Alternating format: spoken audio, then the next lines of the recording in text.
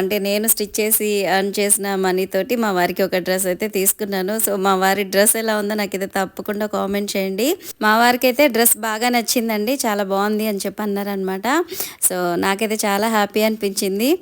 వాళ్ళు మనకి పెట్టే మనీతో కంపేర్ చేస్తే ఇది జస్ట్ నథింగ్ కదా! కాకపోతే నా మనీతో నేను ఆయనకి డ్రెస్ తీసివ్వడం అనేది నాకు చాలా హ్యాపీ అనిపించిందనమాట. ఇక కేక్ కటింగ్ అయిపోయిన తర్వాత బయట కొద్దిగా పనుండి ఇద్దరం బయటికెళ్ళామనమాట నేను, మా వారు. అలాగే మా యానివర్సరీకి చాలామంది విషెస్ పెట్టారండి. సో, మమ్మల్ని విష్ చేసిన ప్రతి ఒక్కరికి చాలా చాలా థాంక్స్ అండి. అలాగే మా ఫ్రెండ్స్ అడిగారనమాట, మీ వారేం గిఫ్ట్ ఇచ్చారు అనేసి. ఈ జూన్ మంత్‌లో ఇక గిఫ్ట్‌లు కొనివ్వడం అలాంటి ప్రోగ్రామ్ అనేది ఉంటుందా చెప్పండి? స్కూల్స్ ఓపెన్ అయిపోతాయి. స్కూల్ ఫీజులు కట్టాలి. యూనిఫార్మ్స్, బుక్స్ అని చెప్పి మనకే చాలా ఖర్చుంటుంది. ఇక గిఫ్ట్‌లేమి తీసుకొస్తారు చెప్పండి? సో, ఎవ్రీ ఇయర్ మాకు ఇదే అవుతుందనమాట. మా అబ్బాయిని స్కూల్‌లో జాయిన్ చేయకముందయితే ఓకే. ఏదొక గిఫ్ట్